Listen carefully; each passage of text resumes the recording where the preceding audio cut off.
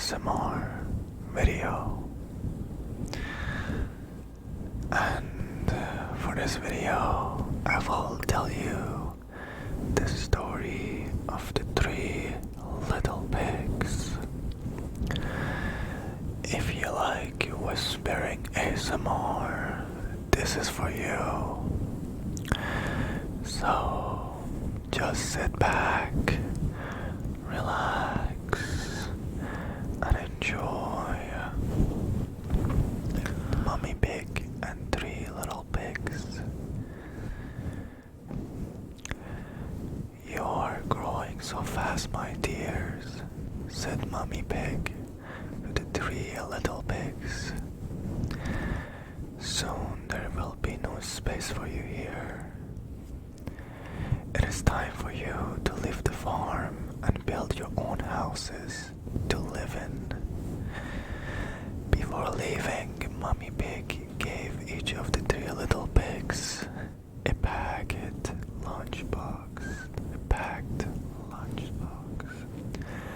and told them something very, very, very important.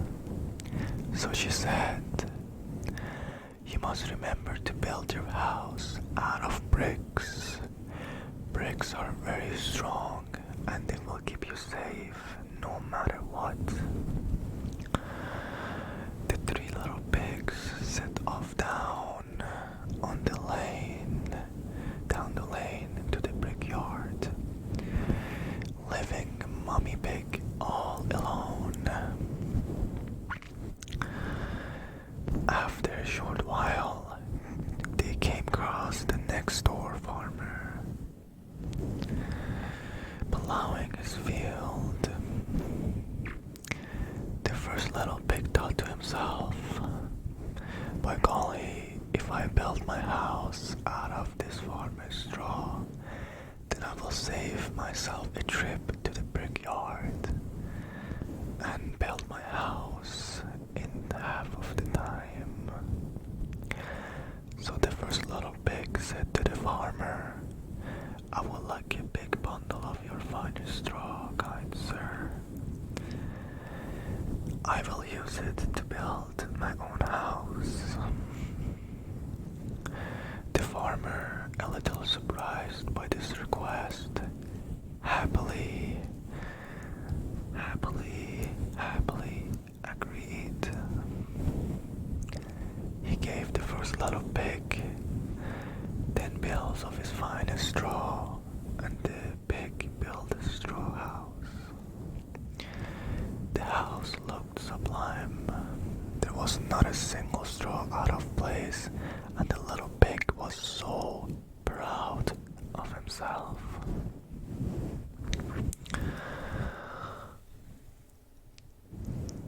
A big bad wolf, who had been watching from far, came by to the straw house, knocked at the door, and said in a low and deep voice, little pig, let me come in." "Not by the hair of my chinny chin chin," replied the little pig. "Then I will huff and I will huff puff and I will blow your house in," said the big bad wolf. Without delay, the wolf took a huge breath in. Then he huffed and he puffed and he blew the house in. The straw house looked wonderful, but it was extremely weak. It fell down in an instant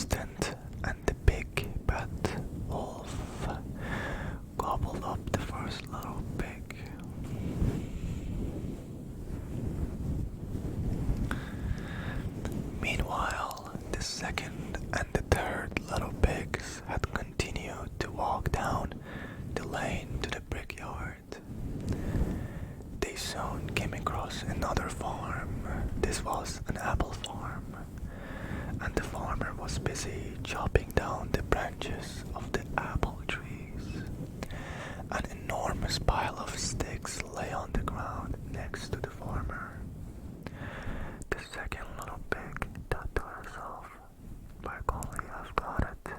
I will make my house out of sticks. I will save my tired legs from walking further, and my house will be built faster." So the second little pig said to the farmer, "I would like to have the enormous pile of sticks, kind sir. I will use it to build my house." The farmer, who was looking for a way to get rid of his sticks, happily agreed. He gave the second little pig all of the sticks, and the pig built her stick house. The house looked fabulous, fabulous. There was not a single stick out of place, and the little pig was very, very, very proud of herself. The big bad wolf, fresh from gobbling the first little pig, came by to the stick house, knocked at the door, and said in a low and deep voice, little pig, let me come in." "Not by the hair on my chinny chin chin," replied the second little pig. "Then I will huff, and I will puff, and I will blow your house in," said the big bad wolf. Without delay, the big bad wolf took a huge breath in. Then he huffed, and he puffed, and he blew the house in. The stick house looked very, very, very good, very gorgeous, but it was extremely weak. So it fell down in an instant, and the big bad wolf gobbled up the second little pig. Meanwhile, the third little pig had made it all the way to the brickyard. He went up to the man in charge of the yard, and he said, "Hello, kind sir, I would like a large pile of your bricks to build my house." The man, who, as it turned out, was extremely generous, happily agreed.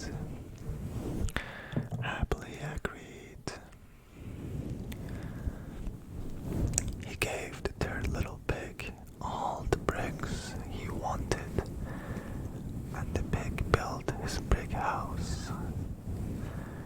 The house not only looked fabulous, it was extremely strong. The third little pig had taken the time to build his house well, and he was extremely proud of himself. The big bad wolf, fresh from gobbling the second little pig, came by to the brick house, knocked at the door, and said in a low and deep voice, little pig, let me come in." "Not by the hair on my chinny chin chin," replied the third little pig. "Then I will huff, and I will puff, and I will blow your house in," said the big bad wolf. Without delay, the big bad wolf took a huge bed in. Then he huffed, and he puffed, and he huffed, and he puffed, and he huffed, and he puffed. But the brick house was much too strong and well built to be blown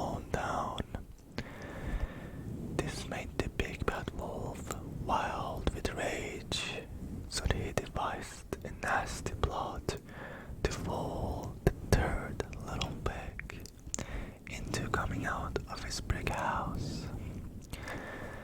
Tap, tap, tap came from the window. Little pig, I know a farmer with some marvelous turnips.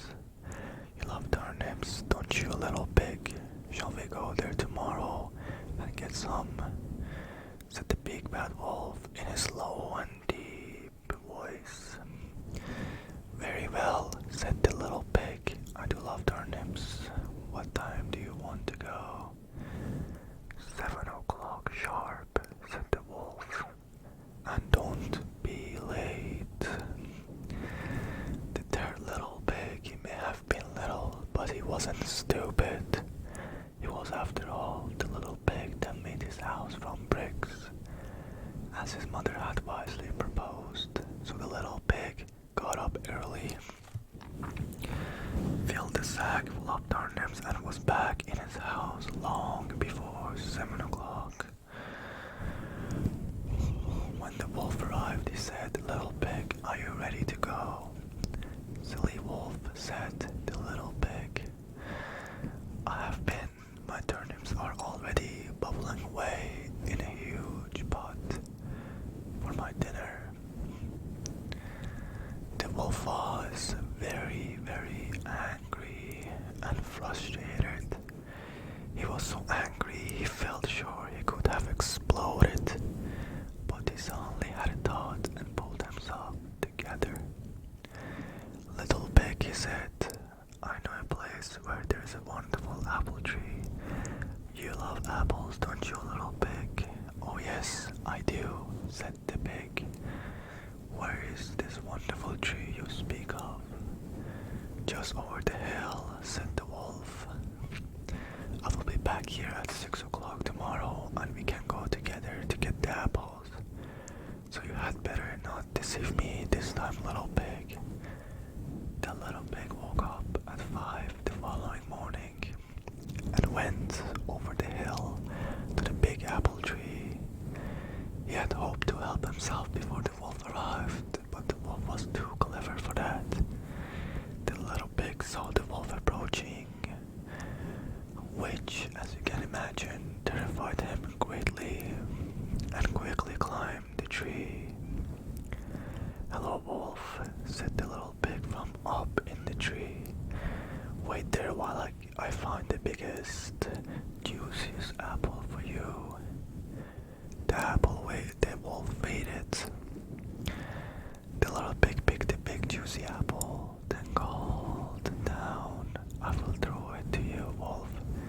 Here it comes." The pig then threw the apple as far away as he could, And while the wolf was away collecting the apple, which took a long time, the little pig jumped down from the tree and ran safely home to his brick house. By now the wolf had enough. He followed the little pig home and called through the window, "Little pig, I'm going to eat you up. I will climb up on the top of your house, come down the chimney, and gobble you up in a single bite." Hearing this, the little pig quickly made a roaring fire and placed upon it a large pot full of water. As the wolf came down the chimney, the little pig lifted the lid of the pot. The wolf fell in with a plop head first, and the little pig replaced the lid quick as a flash. The little pig then boiled the wolf, gobbled him up for his supper, and lived happily ever after. Gobbled them up for his supper, and lived happily ever after. The end.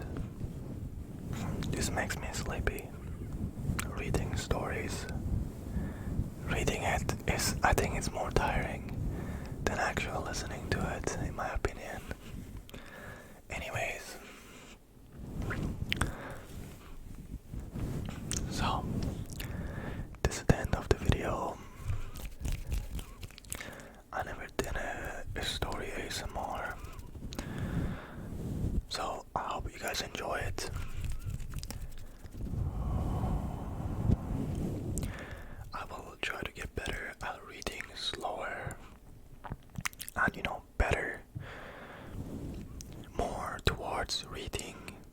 more storytelling rather than reading. But let's just see how this video do. You know, if people like storytime Saturdays, let's call it. Every Saturday maybe we do a story. Let's see. But till next time, good night to you. Good night to you. Rest up, and I will see you very, very soon.